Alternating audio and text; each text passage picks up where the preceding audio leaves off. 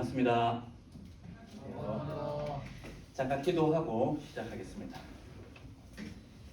사랑해 주님 감사합니다. 오늘 이 저녁에 저희들 피곤한 몸을 이끌고 하나님 말씀 배우고 또 나누고 또 말씀대로 살기를 소망하는 마음 품고 이 자리에 나왔습니다. 저희들이 나누고 배우고 또 살아내니 하나님의 나라를 통해서 생명이 흘러가는 열매 누리는 삶을 살 수 있도록 은혜 허락하여 주시옵소서. 온 교회가 기도하고 또 달려가고 있는 샘물 행복 축제 위해서도 계속 기도합니다. 하나님, 저희들이 품고 있는 영혼들의 마음을 열어주셔서 그리스도의 그 놀라운 비밀의 복음, 그러나 아드님 예수 그리스도를 통해 계시된 복음을 그분들이 넉넉히 받아들이는 역사를 주님 일으켜 주시옵소서. 그래서 샘물교회가 고여있지 않고 흘러넘치며 늘 생명의 역사로 들끓는 그런 살아있는 교회 되게 하여 주시옵소서. 이 모든 말씀 우리 주 예수님의 이름으로 기도합니다. 아멘. 한 주간 잘 지내셨습니까? 한 가지 더 광고 드리면 톡방에 올려드린 출석 체크를 안 하신 분은 해주시면 좋을 것 같아요. 그래서 제가 그거 안 돼 있는 분들을 위해서 또 백업을 해야 되니까 그 부분들을 좀 신경 써주시면 좋겠습니다. 주중에 질문이 있었어요. 우리 장로님 한 분도 질문하셨고 오늘 나눔을 하면서도 질문을 해주셨는데 목사님 왜 1장과 16장을 이렇게 탁 올려주셨습니까? 그리고 이제 그 장로님, 우리 이 장로님이신데 장로님 질문은 다음번에는 조금 더 어떤 상황인 거죠? 여기 문이 있었습니까? 문 소리가 나는데 조금 더 강의에 해당하는 본문을 올려주시면 좋겠다 이런 좋은 질문을 주셨는데요. 이제 제 입장에서는 나눔은 나눔대로 좀 하면 좋겠다는 생각이 있었어요. 그래서 조금 더 편안하게 해주시면 좋겠고 로마서 1장과 16장을 이렇게 올려드린 이유, 읽어오라고 또 묵상하라고 한 이유는 이게 오늘 강의하는 내용을 그래도 최대한 포괄하는 포션이라서 그렇습니다. 1장과 16장 얘기만 하진 않겠지만 이 얘기가 좀 들어가곤 해서 그래도 나눔도 하면서 강의 들으실 때 도움 되시라고 제가 1장과 16장 얘기를 좀 미리 익혀오면 좋겠다는 차원에서 나눠드렸어요. 큰 틀에서의 원칙은 여러분들이 나눔은 좀 편안하게 내게 다가오는 방식대로 하셔도 됩니다. 오늘 그렇게 하셨죠? 혹시 오늘 뭐 로마서로 논문 쓰신 분 있으신 거 아니에요? 근데 그만큼 되게 나눔 중에 저도 참고할 만한 인사이트도 있고 했었는데 너무 거기에 대한 정확하게 내가 나눠야 된다는 부담보다는 내게 주시는 은혜대로 나누고 그 그라운드를 존중한다고 했습니다. 지금 본 강의에서. 그래서 그걸 존중하면서 조금 더 명료하게 우리가 그 역사적인 상황까지도 같이 나아갔으면 좋겠다. 강의 시간에 그거를 해드릴 테니까 나눔은 좀 나눔대로 편안하게 해주시면 좋겠습니다. 답이 되셨겠죠? 네, 그렇게 하시면 되겠습니다. 오늘 시간은요 개론입니다. 개론. 개론을 좀 풀어서 이렇게 좀 표현을 해봤어요. 로마서를 구성하는 여러 사실들, 한 6꼭지 정도의 사실들을 제가 여러분에게 좀 나누어서 설명을 드리려고 해요. 큰 틀에서는 7가지 되지만 7번째는 좀 간략한 거니까 6가지 정도 꼭지로 제가 로마서를 구성하는 여러 사실들이라는 개론의 주제를 잡아서 진행을 해보려고 합니다. 이거 산책 아니더라. 이거 등반도 아니고 완벽 등반 같다라는 느낌을 가지실 수 있겠지만 우리가 정신을 차려야 됩니다. 우리 옆에 있는 분들에게 인사했으면 좋겠습니다. 산책이랍니다. 한번 더 인사하면서 이건 산책이에요. 우리가 평소에 운동을 안 한 거였어요. 알겠죠? 산책 맞습니다. 저 혹시 당에 끌려가는 거 아닌지 모르겠고요. 하나씩 해보도록 하겠습니다. 우선은요 저작입니다. 저작. 뭐 쓴다고 너무 정신없이 쓸 필요 없어요. 필요하시면 제가 PPT 올려드릴 테니까 너무 쓰는데 에너지 소비 안 하셨으면 좋겠습니다. 저자는요 당연히 누굴까요? 바울이고요. 예, 대필자 더디오도 같이 얘기를 해줘야 돼요. 여러분 그 16장에 보시면 나오잖아요. 이 편 16장 읽어보기 잘했죠, 그죠? 자 괜히 읽어보란 말이죠. 16장에 보시면 이 편지를 기록하는 나 더디오도 주 안에서 너희에게 문안하노라 이렇게 얘기를 하고 있습니다. 그러면 이제 좀 삐딱한 아니 좀 비판적인 분들이 이렇게 얘기할 수 있어요. 그러면 이거 뭐 더디오 공저 아니냐? 바울만 저자라고 할 수 있냐? 이 로마서가 바울의 저작물이라고 할 수 있는 뭐 그보다 더 뭐 성경 하나님 쓰셨지만 이제 고대 세계에서 대필가를 늘 뒀어요. 큰 어른들은 이제 자기 손으로 이렇게 쓰는 일은 없었고 갈라디아서에 보면요, 갈라디아서도 대필자를 뒀는데 마지막 6장에 가서 큰 글자로 내가 쓰노니 하는 부분부터는 바울이 쓰는 겁니다. 네, 거기서부터는 바울이 쓰는 거고 그 전까지는 구술하는 거죠. 이렇게 불러지우는 대로 대필자가 쓰는 건데 대필자의 그 차원이 두 가지, 역할이 두 가지 정도로 나뉘어요. 이게 한 대필가의 두 가지 차원이 아니라 양극단이에요. 하나는 대필자가 소극적이면서 기계적인 개입만 하는 것입니다. 이게 무슨 말이냐면 소극적이며 기계적인 건 뭐냐면 불러주는 대로 쓰는 거예요. 기계가 되는 수단이 되어서. 그리고 두 번째는 되게 적극적이며 능동적인 대필가의 역할도 있었습니다. 이 경우에 있어서는 자기 생각할 때 좀 적절한 단어가 아닌 경우에는 단어를 자기가 능동적으로 바꾸기도 하고 좀 더 논지를 명료화시키기 위해서 자기가 생각하는 더 클리어한 구문론을 이렇게 창의적으로 개입해서 쓰기도 했습니다. 그럼 만약에 더디오가 비에 해당하는 대필 행위를 했다면 로마서를 오롯이 사도 바울이 썼다고 주장할 수 없는 노릇이에요. 이거를 우리가 어떻게 해결할 수 있냐면 바울의 그리스어의 문체나 방식이 있어요. 스타일이 있잖아요.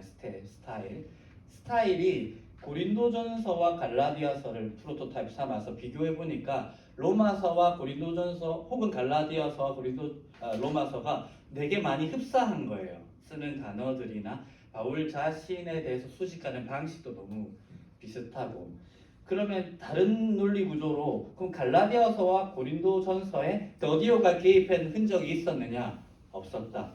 그러면 결론적으로 더디오의 개입은 되게 소극적이고 기계적이었고 그걸 고린도전서 갈라디아서도 마찬가지로 필자를 뒀지만 그래서 사도 바울의 호흡 그대로가 이 텍스트에 구술되었을 가능성이 높고 그렇게 본다 하는 거예요. 그래서 소극적이며 기계적인 대필가의 더디오 역할을 통해서 바울의 호흡과 문체 그대로가 로마서에 담겼다고 보셔도 되겠습니다.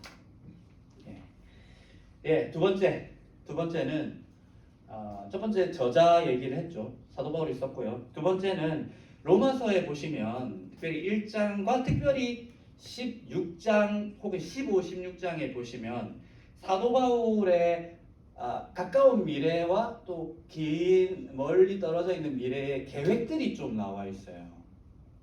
그 계획의 양식 구조를 이렇게 설명하면 나 어디에 가서 뭘 했다가 어디에 갈 거고 그리고 거기 간 다음에 나 끝내 어디까지 갈 거야 하는 중단기적, 단기, 중기적 그 계획들이 나와 있습니다. 요거를 우리가 조금 풀어서 입체화시키면 어쨌든 로마서를 쓸 당시 사도 바울이 가졌던 계획이기 때문에 그걸 입체화시키면 이제 로마서를 이해하는 데도 되게 도움이 됩니다. 그래서 그 부분을 제가 좀 설명을 드릴게요. 아시다시피 바울의 계획은 이렇게 표현될 수 있어요. 예루살렘에 갔다가 로마로 가서 그죠? 그리고 로마 교회의 환대와 후원 속에 어디까지 가고 싶다? 지중해 서쪽 끝 이스파니아 서바나까지나 갈래. 요게 사도 바울이 가졌던 그 기대드리고 계획이었습니다. 그래서 이제 여기 너무 지도를 갖게 했는데 추후에 말하게 되겠지만 먼저 설명해 드리면 바울이 고린도에서 로마서를 썼다고 다수의 학자들이 정리하고 있습니다. 그래서 바울이 지금 고린도에서 예루살렘으로 가려고 하는 거예요. 가서 뭘 할 겁니다. 그리고 예루살렘에서 로마로 갈 계획을 가지고 있어요. 로마 교회 입장에서는 우리한테 온다네 준비를 가지겠죠. 그래서 나 갈 거니까 나를 좀 환대해주고, 한 번도 본 적 없는 교회입니다. 로마 교회를 바울이 안 세웠어요. 그러니까 낯선 사도가 편지로 먼저 자기를 오픈하는 거예요. 그리고 이제 로마에서 옆에 있는 지중해 저 북서쪽에 있는 스페인까지 가려고 하는 게 사도 바울의 계획이었습니다. 조금 하나씩 한번 살펴보도록 할게요. 우선 예루살렘으로 가려고 했던 사도 바울의 계획입니다. 동지중해 연안의 여러 지역, 이방 지역의 교회를 세운 다음에 바울은 이제 3차 전도 여행을 마무리했습니다. 그리고 마무리한 이후에 한 3개월 정도를 그리스 지역에서 이렇게 보내고 있습니다. 그리고 보내면서 바울은 앞으로 이 동지중해 연안에 있는 이방 교회들이 예루살렘 교회가 클라우디우스라는 황제 때 큰 기근을 만났다고 사도행전도 말하고 있거든요. 그 기근 여파로 엄청 핍절한 시간을 예루살렘 교회가 보내고 있었습니다. 그래서 고린도전서 16장 같은 경우 혹은 고린도후서 8장 9장에 보면 이 연보와 관련해서 이방 그리스도인들 마게도니아 지방과 고린도 지방 사람들에게 얘기를 해서 너희가 하나님께 헌물할 때 미리 준비해서 해야 된다. 내가 이걸 거두어서 예루살렘에 가져갈까다 하는 계획을 고린도전서에서도 말하고 후서에서도 말하고 로마서에서도 언급을 하고 있습니다. 그래서 이것은 단순히 구제비를 넘는 목적을 가지고 있었어요. 왜냐하면 50년대 중반 또 그 이전부터 이방 그리스도인들과 또 본토 예루살렘에 적을 둔 혹은 적은 안 두더라도 유대 민족 출신 그리스도인들 사이에 묘한 긴장관계가 형성이 되었었습니다. 긴장관계와 때론 갈등 형성되었어요. 그래서 바울이 지금 모금해서 예루살렘 교회에 전달하려고 하는 이 헌금 혹은 열매라고 표현되는 이 내용물은 실은 이 중간 지역에서 바울이 이 두 민족을 적절히 화해시키고 존재하는 긴장을 없이 하기 위한 일환이었습니다. 그래서 바울이 엄청 긴장하는 모습을 로마서에서도 우리가 엿볼 수가 있어요. 이게 단순히 구제가 아니라 이 물질을 예루살렘 교회가 받아들일까? 그리고 이방 그리스도인들이 동등한 이 헌금이 받아들여진다는 것은 이방 그리스도인들이 동등한 하나님의 백성의 지위를 본토 예루살렘 교회의 성도들로부터 인정을 받는 건데 이게 잘 될까? 이러한 고민의 흔적들이 로마서 곳곳에 나타나 있어요. 대표적으로 이렇게 나오는 거죠. 나로 유대에서 순종하지 않은 자들로부터 건짐을 받게 하고 또 예루살렘에 대하여 내가 섬기는 일을 성도들이 받을 만하게 하고, 이 내용입니다. 앞부분에서 유대는 예수 믿지 않는 유대인들의 폭동 이런 거 좀 무섭다. 좀 날 하나님이 지켜주시기를 기도를 부탁하고요. 후반부에 있는 성도들은 예루살렘 교회 성도들이 이 구제비를 넉넉한 마음으로 받아들이게끔 기도해달라 하는 내용입니다. 그래서 이 구제비는 그냥 도네이션의 이상의 의미를 갖는 것이었습니다.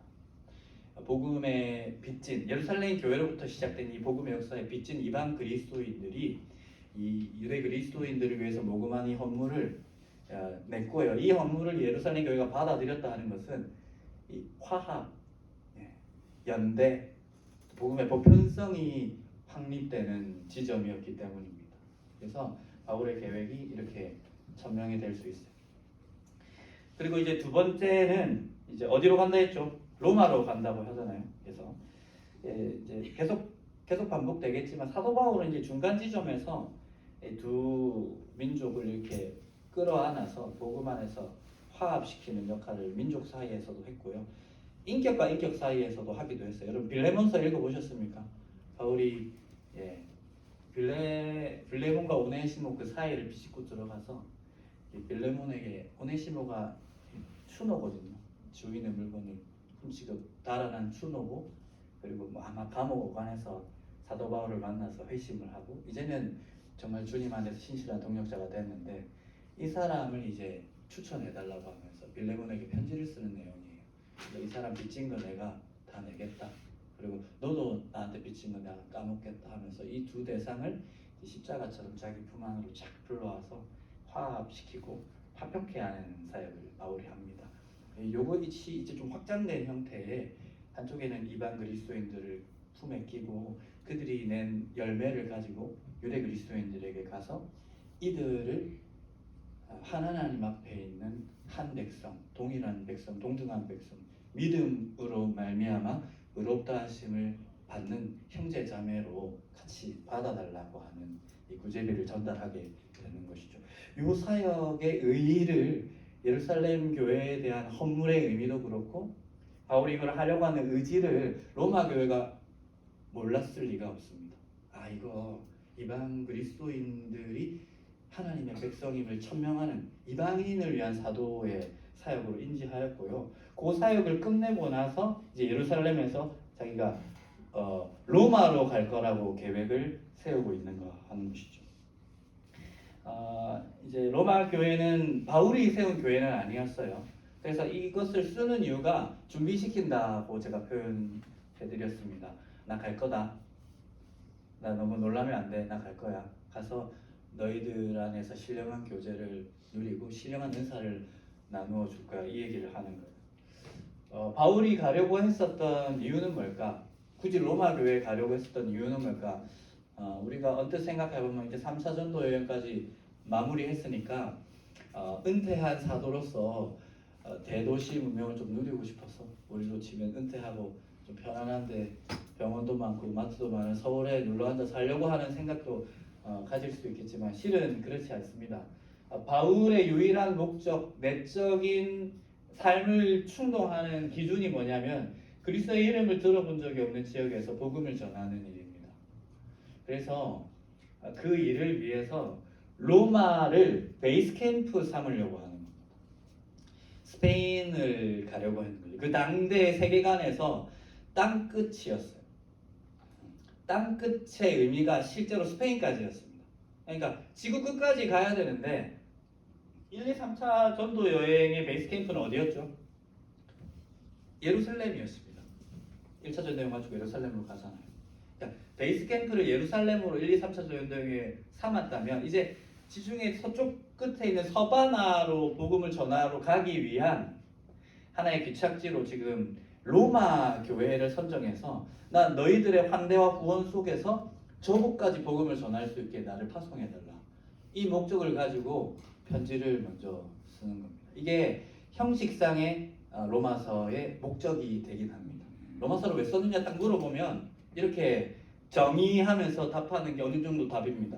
바울이 1, 2, 3차 전도 여행을 마치고 예루살렘과 이방 교회의 긴장관계를 완화시킨 이후에 로마에 가서 로마를 베이스 캠프 삼아서 서바나까지 복음을 전해야 했는데 한 번도 보지 못한 로마 교인들이기 때문에 자기의 사역의 의의와 자기가 추구하는 방식을 길게 논증하고 나를 환대해달라는 목적으로 쓴 글이라고 하면 되게 어떻게 보면 정확한 데피니션이 될 수 있을 겁니다. 이해되시죠? 그래서 그 목적으로 바울이 로마로 가려고 하는 것입니다. 로마 교회의 환대와 구원을 통해 땅끝 서바나에까지 복음을 전하기 위함이었습니다. 이 일을 위해 편지를 쓰는 거죠. 그래서 이방 그리스도인들에게 나는 이방인들이 본토 유대 그리스도인들과 동등한 하나님의 백성이 되는 일을 위해서 정말 애쓰고 있고 가까운 미래에 내가 동지중해 연안에 있는 교회들이 모은 헌금을 가지고 예루살렘 교회에 방문해서 그들의 열매를 또 사역의 열매를 또 그들 가운데 있었던 복음의 열매까지도 가시적으로 확인시키고 인정받겠다. 예루살렘 교회의 성도들 앞에서. 그리고 그들의 손을 통해서 교회를 돕도록 하겠다. 나 대신 하고 있다. 이방인의 사도로서. 그리고 그 사역 마치고 나 너희들한테 갈 거야. 그러니까 날 좀 받아주십시오. 그리고 눌러앉을 생각은 없습니다. 잠깐 있다가 그대들의 유익을 도모한 다음에 그대들의 환대 속에서 또 파송, 구원 속에서 나는 복음을 알지 못하는 자들, 더 먼 데 있는 사람들에게까지 복음 전하러 가겠습니다. 요 얘기를 설득하면서 편지를 쓰고 있더라는 것입니다. 담백하게 갈까요? 등반되면 안 되니까 좀 길게 설명하니까 등반되더라고요. 빨리빨리 하겠습니다. 작성 장소와 작성 시기입니다. 3, 4전도 여행이 끝난 후에 예루살렘으로 돌아갈 준비를 할 때가 작성 시기라고 할 수 있습니다. 이게 이제 사도행전 20장 3절에서 6절에 나오는 맥락입니다. 이때 사도가 그리스 지역에서 3개월 정도 머물렀다고 하고 있습니다. 이거 역시 이제 사도행전에서 말하고 있는 내용입니다. 그래서 그리스 지역, 아까 이 지도를 보여드려야 되는데 마게도니아 그 옆쪽에 있는 동그라만 그 지역에 뭐 데살로니카, 고린도 뭐 이런 지역이 있거든요. 거기 전체를 그리스 지역이라고 하거든요. 제가 이 지도를 해야 되는데 고린도 되게 멋진 그림이 있어서 여기에 넣어버렸습니다. 어쨌든 그 지역에서 3개월 머물던 중에 로마서를 작성했을 겁니다. 그리고 3개월 머물던 중에 거의 대부분은 고린도에서 보냈을 가능성이 매우 농후합니다. 그래서 그 내용이 사실은 이제 고린도 후서에도 내가 다시 너희를 방문할 거다 이런 등등의 내용이 나오거든요. 그래서 이제 사실은 이게 좀 추론이긴 합니다. 추론이긴 한데 왜 고린도일 수밖에 없냐면 로마서 16장 안에 고린도와 관련된 인물들이 로마 교회에 소개되고 있습니다. 그래서 아마도 이게 추론이긴 하지만 상당히 가능성이 높은 사실이겠다 우리가 생각할 수 있습니다. 첫 번째는 뭐냐면요, 여러분 읽어도 알겠지만 16장 2절에 고린도 인근 항구 갱그레아 출신 베베가 로마 교회에 추천되고 있습니다. 이게 한 가지입니다. 이거 고린도에서 썼겠다. 그리스 지역 3개월에 머물렀지만 이거 고린도에서 썼겠다 싶은 내용이고요. 두 번째는 뭐냐면 바울이 로마서를 쓰고 있을 당시에 집주인으로 확실해 보이는 가이오가 고린도전서 1장에 나오는 내가 그리스포와 가이오 외에는 세례를 준 적이 없습니다. 이런 내용으로 나올 때 그 가이오로 거의 확실시됩니다. 고린도전서에 나오는 가이오와 로마서 16장에 문안하노니 하면서 이제 집주인 얘기가 나오는데 거기 가이오가 동일 인물일 수밖에 없습니다. 그래서 고린도에서 썼겠구나 하는 것이고요. 그리고 세 번째 증거는 이제 이건 외적 증거인데요. 16장에 언급된 제무 에라스도는 고린도의 한 비문에 나오는 고린도시 행정관 가이우스와 동일 인물입니다. 그래서 거의 100%로 바울은 지금 로마서를 어디서 쓰고 있느냐? 고린도에서 쓰고 있다 라고 확정할 수 있겠습니다. 그런데 이제 그 시기를 어떻게 잡아야 되느냐? 3개월을 머물던 시기를 언제로 잡느냐에 따라 오차범위 1, 2년이 있지만 그걸 감수하면서 1, 2년이니까 좀 러프하게 잡아서 57년경에 사도는 고린도에서 로마서를 썼다. 이렇게 정리할 수 있겠습니다. 따라오고 계시죠? 스타카토처럼 탁탁 끊어서 빨리빨리 하고 여러분 피곤하실 테니까 최대한 빨리 맞춰보도록 하겠습니다. 개론이 아닌 느낌이 있지만 빨리 해보겠습니다. 로마 교회는 어떤 교회였냐? 여기서부터는 이제까지는 완만했지만 조금의 오르막 코스가 예상이 되니까요. 집중하시고 내일 반찬 뭐 하지? 내일 직장 생각도 좀 내려놓으시고 오롯이 여기에 집중을 하셔야 조금 따라오실 만할 겁니다. 우리가 로마서를 읽고 혹은 다른 고린도전서나 갈라디아서나 사도행전을 보면 이제 사도 바울이 로마서를 쓸 당시에 어떤 상황이었고 어떤 계획이었는지를 조금 알 수가 있어요. 앞서 설명드린 내용처럼 57년경 1, 2, 3차 전도행 마치는 3개월 중 고린도에 머물던 가운데 로마서를 썼고 중단기적 계획도 예루살렘에 들러서 로마로 갔다가 이스파니아, 스페인으로 갈 거다. 여러분 입장에서 지금 서부 쪽이니까 갈 거다 하는 사도 바울의 계획 등을 우리는 조금 입체화시키면서 사도행전도 참고하고 로마서 안의 흔적을 참고해서 바울이 어떤 상황이었는지는 조금 알 수가 있어요. 그런데 그럼 로마 교회는 누가 세웠고 언제 세웠고 지금 현재 로마 교회는 어떤 상황이었는지 우리가 알 수 있는 자료가 있느냐? 신약 성경 안에 있느냐? 없어요. 로마 교회를 사도 바울이 세운 게 아니기 때문에 거기서 어떻게 교회가 형성됐는지, 누가 세웠는지, 현재 로마서를 쓸 당시 57년경 로마 교회는 어떤 상황이었는지 알만한 사료들이 없습니다. 텍스트 안에도 없고 텍스트 밖에 외적 증거로서도 사실은 없습니다. 그래서 이것은 후대의 전승 등을 참고하고 또 텍스트 안에 있는 어떤 원칙과 기준을 통해서 순전히 추론할 수밖에 없을 따름입니다. 그래서 그 내용을 제가 좀 들려드릴게요. 그래서 첫 번째, 누가 썼을까? 로마 교회이기 때문에 오늘날의 카톨릭주의자들, 오늘날까지는 아니지만 얼마 전까지 카톨릭주의자들은 당연히 누가 세웠다고 생각했겠습니까? 로마 하면 누가 생각나요? 예, 근데 교황 하면 일대 교황을 얘네들이 누구를 뽑냐면 베드로로 뽑거든요. 그래서 베드로가 로마 교회를 세웠다는 설이 대개 다수 학설로 오래간 서로마 교회를 지배했었습니다. 그것을 지지할 만한 전승들이 좀 있어요. 근데 이제 제가 단언컨대 베드로가 세운 건 아닐 것이다라고 두 가지식으로 말씀드리면서 한 가지씩 이제 파헤쳐 보겠습니다. 한 가지는 뭐냐면요. 리베리아누스 이 교회 연대기인데 이게 주후 354년경에 작성된 이 교회 연대기입니다. 여기에서 밑에 라틴어는 제외하고 위에 한글만 읽어보면 베드로는 25년 7개월 7일 동안 교황으로 있었습니다 라고 밝히고 있어요. 근데 이걸 우리가 신뢰할 수가 없는 게요, 이거보다 조금 이른 시기에 기록된 이레니우스가 이단에 대항하여, 이단 논박 이단에 대항하여라는 그 자기 논증집에서 뭐라고 얘기하냐면, 하지만 교회를, 이 로마 교회를 세우고 설립한 사람들은 베드로와 바울이래요. 또 그러니까 이게 정보를 더 이른 시기에 기록된 이레나이우스 문헌까지도 우리가 의심할 수밖에 없어요. 바울이 로마 교회를 세우진 않았잖아요. 그건 확실해 보이잖아요. 그럼 베드로 같이 언급되고 있어요. 이게 역사적인 사실에 근거한 것이 아닐 가능성이 높은 AD 180년경의 문헌을 보면 이후에 354년경의 이 리베리아누스 교회 연대기 역시 우리가 신뢰할 수 없겠다. 그래서 이 역사적 전승들은 아마도 경향성이죠. 자기가 믿고 싶은 대로 적절히 고쳤던 경향성에 의존해 있다고 볼 수 있겠습니다. 그래서 사도들을 통해서 세워진 건 아닐 거라는 게 확실해 보입니다. 왜냐하면 이제 내적으로는 만약에 다른 사도를 통해서 로마 교회가 세워졌었다면 로마서는 안 쓰여졌을 거예요. 왜냐하면 바울의 원칙이 있거든요. 다른 사도들이 터를 세운 곳에는 자기가 관여하지 않습니다.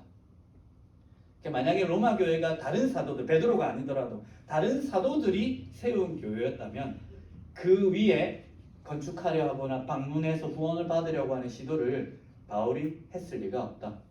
그래서 바울이 사도로서 자기 사역의 일관성을 지켰다는 전제하에, 지켰겠죠 당연히, 지켰다는 전제하에 로마 교회는 다른 사도들이 세울 수는 없습니다. 결과적으로.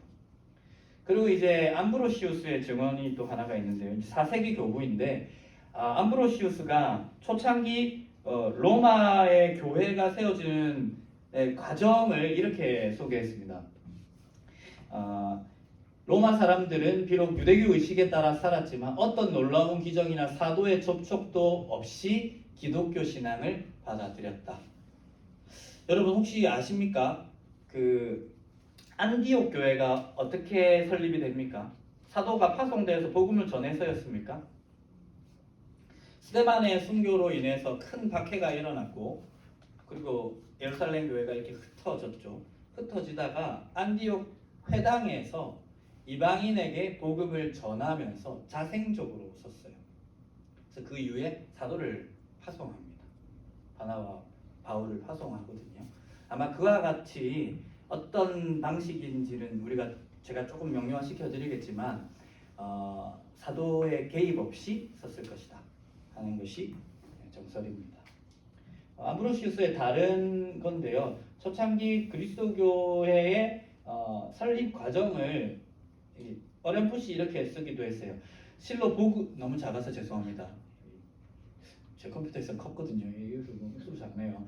실로 저도 안 보이네요. 잠깐 그런데 실로 복음의 씨앗은 유대 백성에게 뿌려졌고 먼저 예루살렘에 있던 유대인들이 그리스도를 믿었으며 유대 땅 전역에 퍼졌다. 그들은 회당에서 복음을 가르치고 그리스도를 믿었고 회당에서부터 교회가 생겼다. 여러분 유대 회당에서부터 회당과 상호작용 속에 교회가 세웠다 하는 증언을 하고 있습니다. 이제 이걸 좀 종합을 해보면요. 여기 옆에 어떤 장면이냐면요. 여러분 아십니까? 사도행전 2장에 보면 디아스포라 유대인들이 오순절을 지키러 예루살렘으로 올라옵니다. 정말 허다한 사람들이 올라왔을 때 이제 베드로가 설교를 하죠. 성령 강림 이후에 설교를 합니다. 그때 정말 많은 이 유대인들이 디아스포라 언어로는 뭐 그리스어를 말하고 구스어를 말하고 이런 사람들이었지만 잡족의 언어를 가지고 있는 사람들이 베드로의 설교를 각자의 언어로 받아들이는 역사 안에 회심을 하게 되죠. 거기에 로마의 나그네도 나오거든요. 로마로부터 온 사람들. 그래서 추론해 보면 그때 복음을 받아들였던 로마의 적을 두고 있는 로마에 뿌리 내린 유대인들이 오순절 지키러 왔다가 그리스도교로 개종을 했고요. 그리고 자기 본토인 로마로 돌아가서 자기가 소속되어 있는 회당 전체를 교회로 회심시키는 역사가 일어났을 것이다. 이것이 암브로시우스의 증언과 사도행전의 증언을 합치시킨 결과로서 우리가 그릴 수 있는 내용들입니다. 이제 이거는 로마 교회가 어떻게 세워졌다 하는 것을 우리가 알 수 있는 지점들이에요. 로마 교회의 현재 상황은 어떠했는지를 우리가 좀 알 필요가 있는데요. 이 내용은 앞서 말씀드린 것처럼 로마 교회의 현재 상황은 로마 교회도 이해해야 되지만 디아스포라 지역, 이방 지역에 즐비하게 있었던 유대 회당과 로마 교회가 어떤 방식으로든지 상호작용했을 거고 그 회당이 뭔지를 좀 이해를 해야 로마 교회의 현재 상황이 좀 어렴풋이 우리 눈안에 보일 수가 있겠다 싶습니다. 이 얘기를 좀 해야 될 것 같아요. BC 1세기에 로마에 많은 유대인들이 유입이 되었었습니다. 여러분 회당은 누가 세웠죠? 유대인들이 세웠죠. 근데 어떤 유대인들이 세웠습니까? 누가요? 어떤 유대인? 어떤 시기의 유대인? 바벨론 포로기에 세워졌어요. 회당이라는 게. 성전이 없어졌잖아요. 성전이 없어지니까 예배를 못 드리잖아요. 그럼 이방 지역에서 무인물 형성해야 될 거 아니에요. 그 시나고그라는 말이 실은 그리스어로 모임이라는 뜻입니다. 일반 명사이기도 하고 회당을 지칭하는 단어이기도 합니다. 그러니까 모임을 형성했어요. 거기서 토라를 읽고 율법 중심적으로 토라를 읽고 뭐 선지자의 글을 읽고 주의 종말을 기대하고 야훼께서 다시 돌아오시길 우리를 회복시키기를 고대하면서 모임을 지속했습니다. 회당이 거기서 시작되었고요. 1세기 당시 이제 로마로 허다한 유대인들이 유입이 되었어요. 로마 전체 시민뿐만 아니라 로마에 사는 사람들을 정말 과장한 데이터 사료에 근거해서 5천만 정도까지 잡는다고 해요. BC 1세기부터 AD 1세기 사이에. 그러면 유대인의 수는 한 어느 정도였을까? 이것도 조금 높은 수치, 많이 과장이 포함된 수치지만 한 700만 정도 잡는 수치도 있습니다. 그러면 전체 로마에 사는 모든 사람들과 유대인의 비율은 유대인이 100 중에 14% 정도까지도 갔다 하는 추정이 있습니다. 그럼 이 사람들 다 각각의 회당에서 율법을 읽고 토라를 읽었던 사람들이겠죠. 그럼 그 사람들 중에 절기만 되면 이제 예루살렘으로 갔다가 또 돌아오는 거예요. 그 가운데 회심이 일어나고 회당 전체가 교회, 그리스도 교회로 이렇게 딱 개종하는 역사가 아마도 일어났을 거고 그것이 바로 로마 교회의 시초라고 우리가 생각할 수 있습니다. 많은 유대 회당들이 있었고요. 이 회당의 성격은요, 중앙 집권적이지는 않았어요. 회당이 그 자치구로 개별적으로 지역별로 존속을 했습니다. 이게 각각 연결되어 있지 않아요. 그래서 뒤에서 어떤 혹시 기억나실지 모르겠지만 사도들이 예루살렘에서 박해받는 방식과 바울이 디아스포라 이방 지역 회당 주변에서 고난을 받는 모습이 되게 양상이 다릅니다. 여러분, 예루살렘에서 사도들이 주로 초창기에 복음 전하다가 어떻게 됩니까? 되게 단순한 프로토콜이에요. 구금당합니다. 바로 감옥으로 가버려요. 근데 바울이 복음을 전하면서 이 각각이 자치기구로 있고 중앙집권적 통제가 없을 때에는 어떤 일이 일어나냐면 이 사이에 분쟁이 있으면 그냥 넘어갈 때도 있지만 폭동이 일어나게 되어 있어요. 폭동.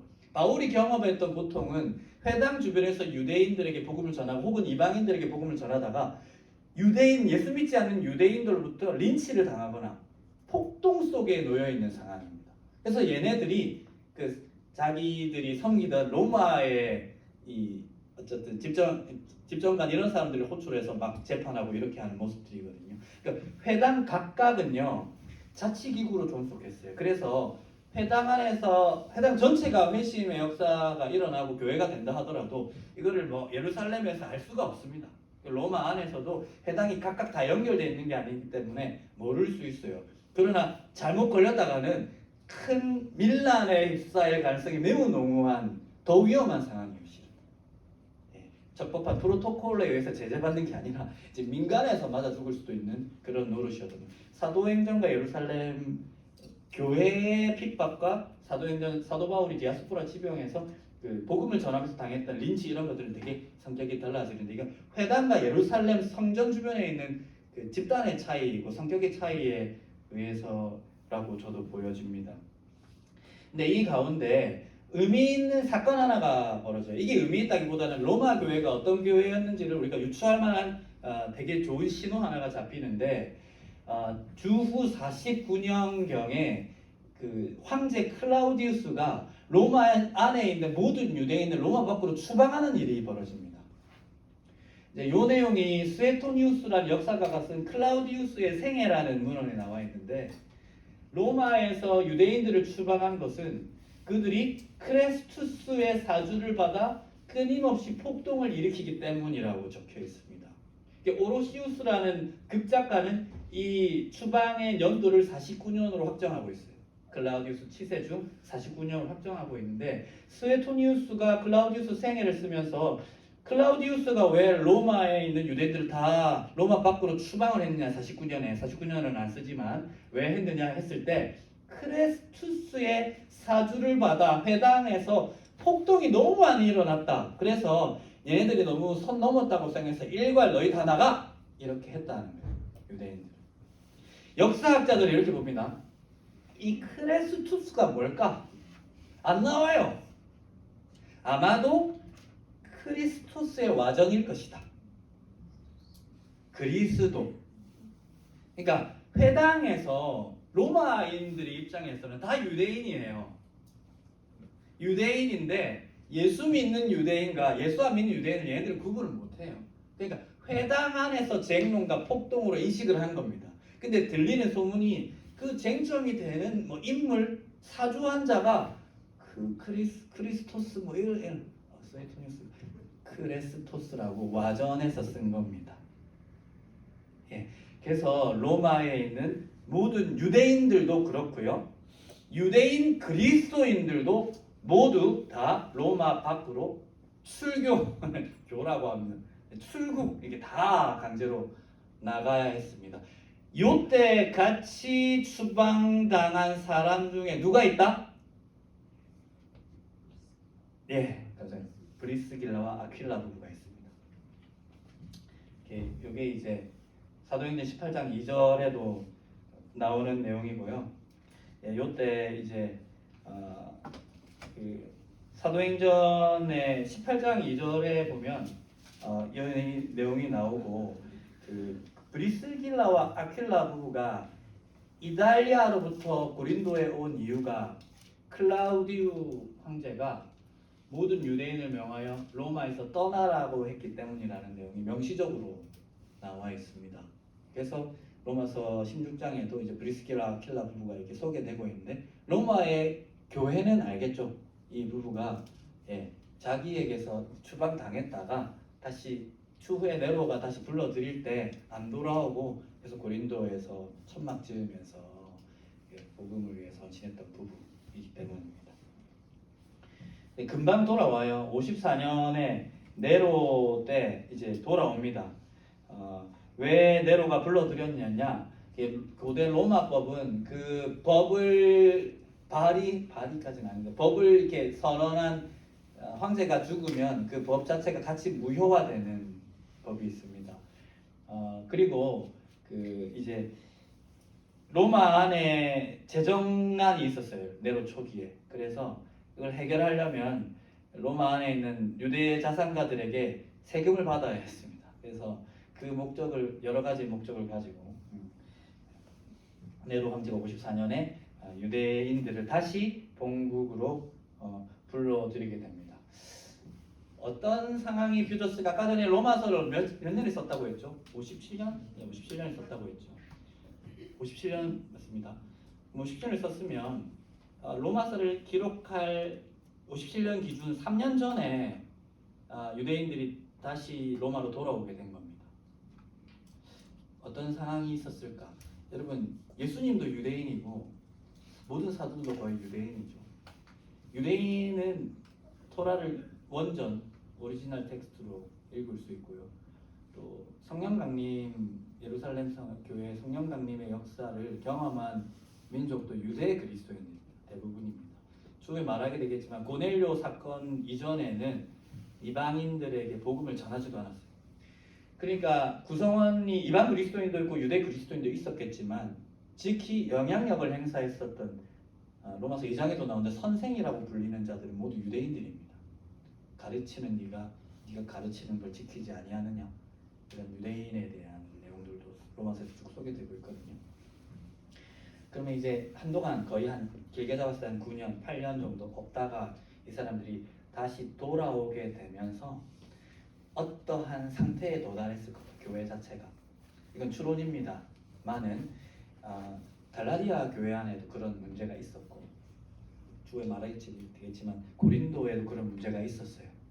그렇기 때문에 그 50년 중반대에 로마에 아직 보지 못한 교회 안에도 충분히 그 문제가 있을 것으로 사도가 추론할 수 있었습니다. 그래서 그것과 관련하여서 긴 논증을 바울이 펼쳐내고 있는 거예요. 그래서 사도 바울이 그 지역적으로는 예루살렘과 동지중에 연하는 이방 그리스도인들의 긴장 상태를 완화하기 위해서 이들이 모은 헌금을 예루살렘 교회로 다 가져갔다고 했잖아요. 이 미션이 실은 57년경에는 로마 교회에게도 되게 절실한 태스크가 되었을 거예요. 멀리는 예루살렘과 디아스포라에 있는 모두 이방 지역을 자기 품 안으로 안는 이방인의 사도, 평화의 사도 바울의 사역이 가장 절실했던 로마 교회 입장에서 더 가까운 태제는 우리 안에 없다가 있게 된 선생이라 불리는 유대 그리스도인과 이방인으로 불리는 너희 가운데, 1장에 이방인인 너희도 이렇게 부르거든요. 이 안에서 어떤 상호작용 가운데 긴장 상태, 갈등 관계, 곤란함, 서로를 이해하지 못함 등등의 문제가 쭉 펼쳐졌을 거라고 바울은 충분히 자기 경험을 통해서 상상할 수 있었습니다. 그래서 직접적인 예시를 들지 못하지만 그 교회를 가지 못했기에 되게 일반적인 논증에 의해서 이 문제를, 이 태스크를 해결하려고 이신칭이라는 주제와 또 제가 강의할 내용에서 넣어봤습니다. 우상에게 바쳐진 고기 먹는 문제 등등의 소재를 가지고 우리의 믿음이라는 게 뭐냐, 우리가 한 백성이라는 게 어떤 의미냐, 우리가 연합해야 될 이유, 하나님 안에서 다양한 민족이 한 몸으로 섬기는 이 교회라는 게 어떤 곳이냐 하는 것을 바울이 논리적인 글을 가지고 쭉 논증해야 될 필요를 느꼈을 겁니다. 그래서 바울의 계획과 로마 교회에 필요했던 것들이 적절히 이게 포개어지는 순간이죠. 포개어져서 한목적으로 합의를 가지게 되는 순간이라고 할 수 있겠습니다. 좀 빨리 진행하고요. 피곤하니까. 편지의 장르입니다. 편지의 장르, 5번째 꼭지. 편지의 장르인데요. 고대 세계의 편지는 한 두 종류가 돼요. 큰 틀에서 두 종류입니다. 하나는 사신이라고 해서 가까운 지인, 알고 있는 지인들에게 읽히기를 기대하면서 쓴 편지, 그야말로 편지입니다. 두 번째는요, 광범위한, 여기서의 광범위한 뭐 5천만 국민을 대상으로 공포하는 국민좌담회 이런 건 아니고, 그러나 특정인뿐만 아니라 나를 모르는 특정 공동체 안에 대독에 의해서 대신 읽음을 통해서 공포될 논중의 성격에 강한 편지들이 있었습니다. 두 가지 형태로 나누어져요. 이제 전자에 해당하는 거는 이제 디모데 전후서, 디도서, 빌레몬서 등이 있어요.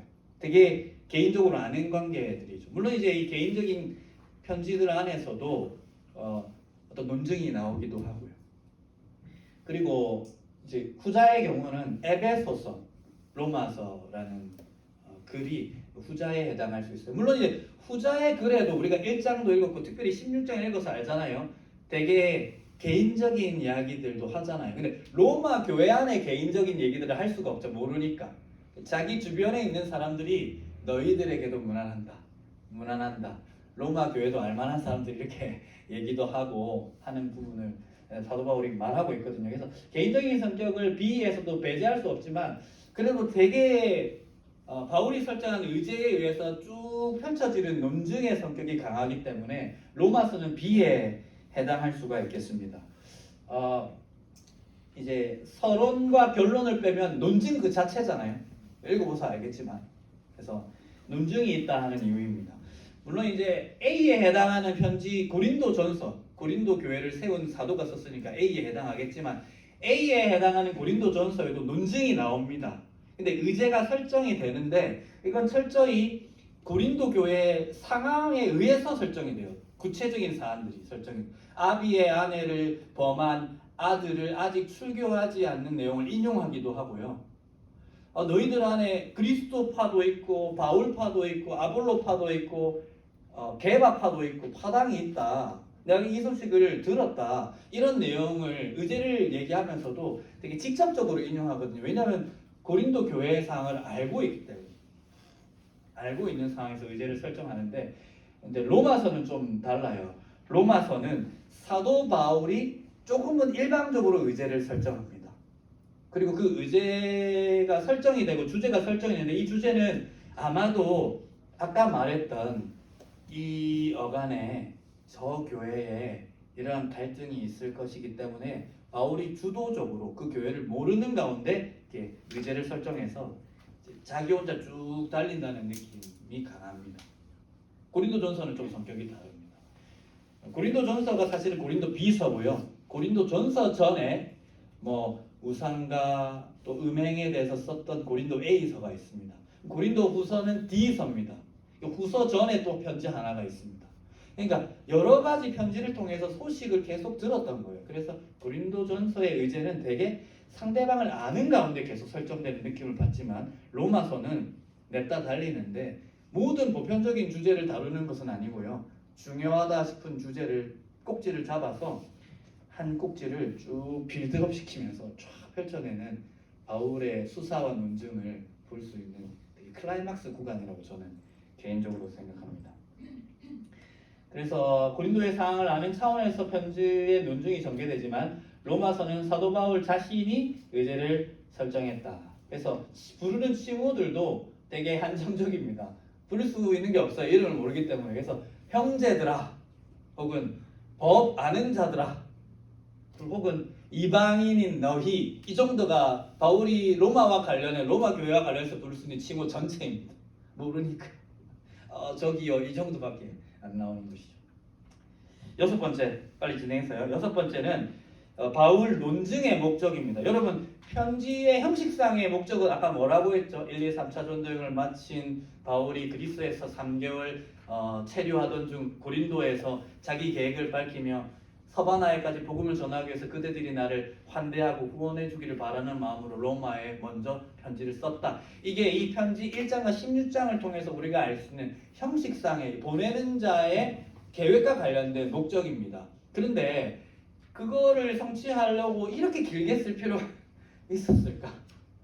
사실은 이렇게까지는 필요가 없거든요. 그래서 형식상의 목적과 논증을 통해서 기대하는 바, 다르지는 않겠지만 논증을 통해서 기대하는 바는 순전히 이 사익 구간 16장 정도로 펼쳐지는 15장 정도 펼쳐지는 이 사익 구간을 자세히 읽으면서 우리가 좀 생각해 볼 부분이 있겠습니다.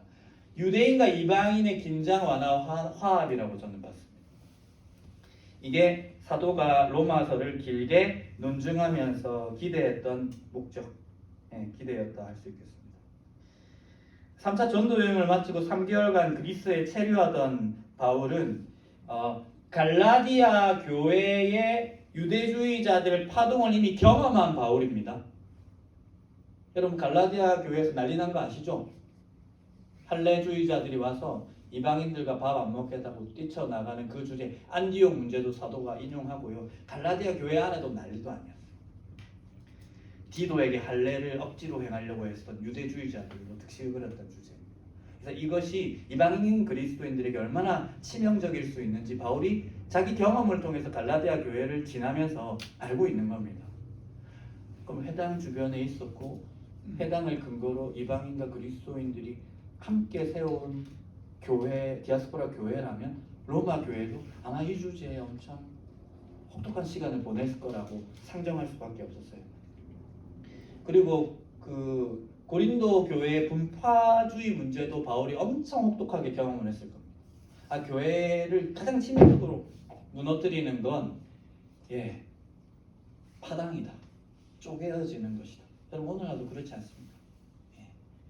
어떤 사역자들 근거로든 이념의 차이로 이게 교회가 쪼개어지는 것이야말로 끝이다. 끝. 그 당시의 쟁점 중 하나는 할례를 받아야 이방인들도 구원받을 수 있다. 율법의 행위 문제였기 때문에 바울이 이것과 관련해서 고린도와 또 고린도 갈라디아 교회를 경험하면서 충분히 유추할 수 있는 내용이었습니다.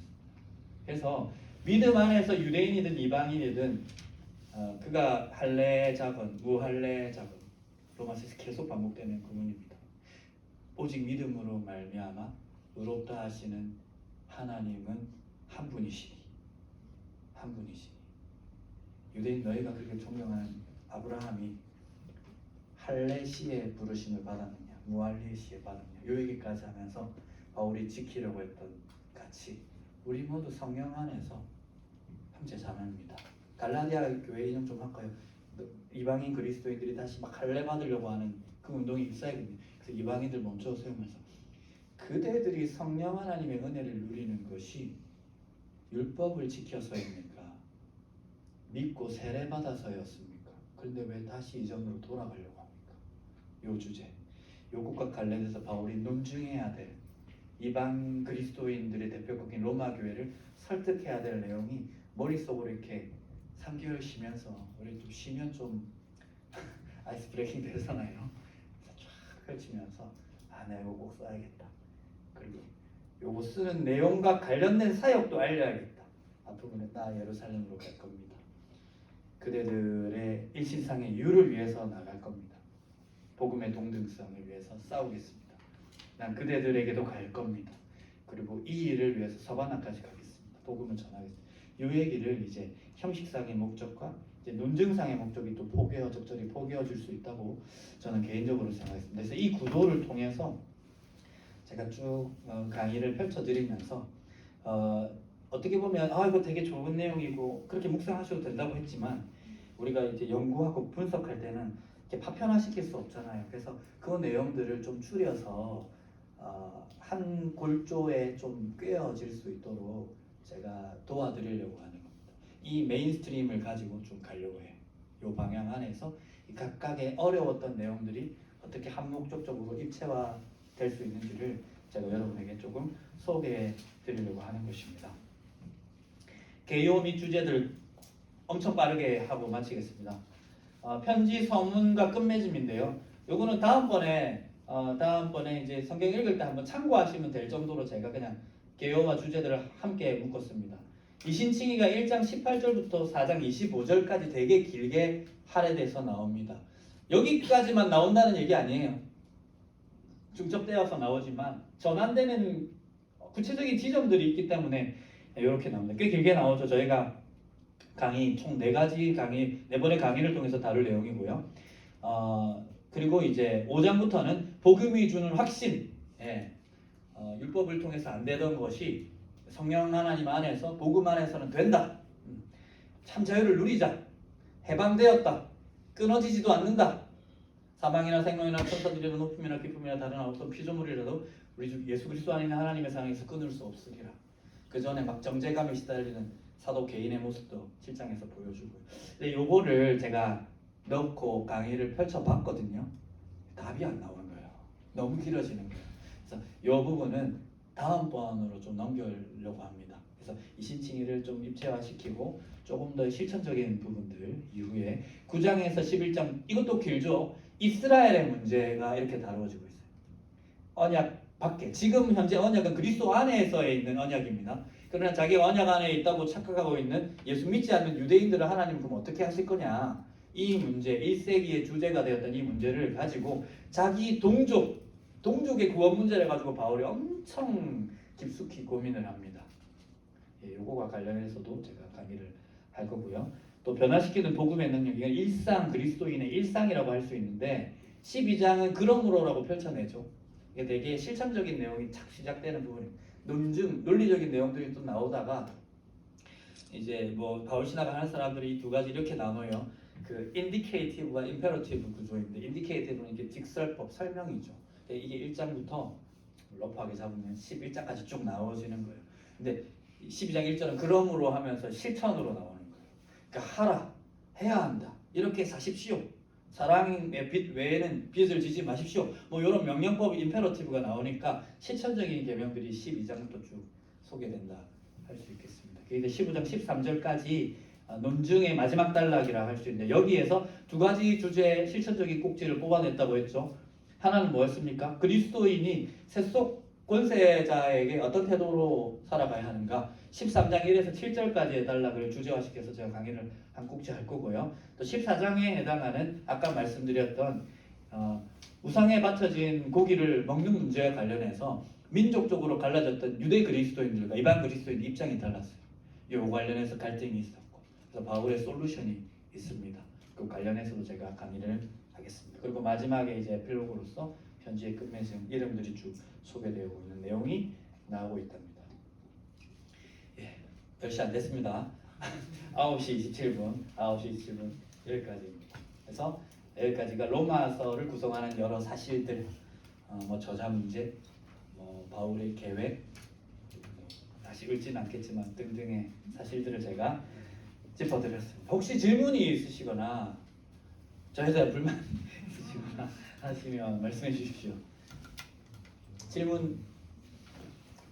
질문하는 게 되게 부담스럽게 느껴질 수 있으니까 개인적으로 하셔도 마치고 하셔도 되니까 질문 다들 경향 있고 교양 있는 분들은 다 안 할 거라고.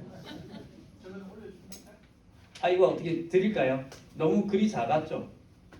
필요하신 분은 톡 주시면 제가 다 올리는 그렇고 개인톡으로 보내드리겠습니다. 필요 없는 분들의 모를 권리를 보장하기 위해서 개인적으로 톡 주시면 아니면 단톡방에 줘 주십시오라고 하면 제가 개인톡으로 보잘것없는 PPT라서 공개적으로 올릴 깜냥은 안 되는 것 같습니다. 다음 주부터 이제 다음 주 묵상할 본문은요. 여러분 좀 편안하게 묵상을 해야 한다는 취지는 전달됐죠. 이거 막 정답을 맞춰야 된다거나 그런 거 아닙니다. 큐티식으로 하셔야 됩니다. 그걸 그라운드 삼아서 우리가 뻗어나갈 길이 산적하기 때문에 여러분 묵상하면서 그 길에 오를 필요가 없습니다. 그래서 산책 저랑 같이 가시고 큐티는 산책처럼 하지 마시고 그냥 직관적으로 하시면 됩니다. 그래서 이제 다음 주 다룰 주제가 포로기 예수님 성령 강림 시점까지를 제가 이신칭의에 닿기 위해서 좀 읊어드리려고 했어요. 강의 계획 다 기억나시죠? 제가 지난주에 설명을 쭉 드렸어요. 이거 다시 설명해야 되면 되게 절망됩니다. 그러니까 이신칭의 꼭지는 로마서와 관련해서는 마지막 두 번에 파란색 표시된 강의 마지막 두 번에 할 거고요. 그 전에는 이 이신칭의의 구속사적인 맥락을 이해하려면 구약의 포로기와 또 예수님의 복음서 사역 또 성령 강림 초반까지를 제가 한번 첫 번째 강의로 읊어드리고 두 번째는 사도행전 고넬료 사건의 의의에 대해서 설명하고 로마서로 진입하겠다고 제가 설명드렸어요. 그래서 다음 주에 다룰 주제는 포로기 예수님 성령 강림이기 때문에 거기에 해당하는 두 꼭지를 제가 묵상 본문으로 정했습니다. 이 본문 전체는 강의를 포괄할 수 없어요. 그러나 관련된 내용이 있기 때문에 이게 최대한 포괄하는 주제로 꼽았기 때문에 이걸 읽어오시되 편안하게 읽고 마태복음 1, 2장에서 메리 크리스마스 이렇게 나누셔도 되고요. 예수님 태어나시는 부분이니까 2장의 성령 강림 사건에 집중해서 하실 분은 하셔도 되고 이 두 가지를 다 나누며 올리실 필요는 없어요. 4개 닿는 한 지점만 올리셔도 됩니다. 평안하십시오. 산책입니다. 여러분 혼자 암벽등만 하실 필요가 없습니다. 예. 그러면 마칠까요? 네, 알겠습니다. 예. 기도하겠습니다. 아유, 박수하시죠. 기도하겠습니다. 하나님 감사합니다. 오늘도 우리가 하나님의 말씀을 읽고 묵상하였습니다. 또 그 전에 우리 형제 자매들과 내게 다가오는 이 말씀의 깊이와 감정들을 나누었습니다. 주님 유익이 됩니다. 목사 강의보다 어쩌면 그 심정들을 서로 토로하고 따짐하는 것이 유익한지 모르겠습니다. 그러나 주님 우리가 더 하나님 말씀을 베레아 사람들처럼 상고하여 깊이 묵상하기를 원합니다. 어렵고 지난하겠지만 여러 사실들을 다루었습니다. 주님 이 구도 속에서 사도 바울의 사역이 진공 상태에서가 아니라 교회를 향한 절절한 마음과 눈물 또 그 불붙는 마음에서 비롯되었다는 것이 저희들에게 느껴지게 하여 주시옵소서. 그래서 우리도 논리적인 사람이 되어야 되겠지만 그 불붙는 심령을 가지고 형제자매를 대하고 하나님 앞에 울부짖고 기도하며 또 기도 요청하는 사도 바울처럼 기도 요청하는 그러한 인생 살게 하여 주시옵소서. 저희가 배우고 확신한 일이 논리적이고 그저 지식을 축적하는 것만이 아니라 우리가 알고 배운 대로 우리의 삶을 통해서 우리가 그리스도인님이 세상 가운데 나타나셔서 우리가 배우면 배울수록 우리의 삶에 유익이 있고 우리 주변 이웃들이 우리로 인하여 복을 누리게 하여 주시옵소서.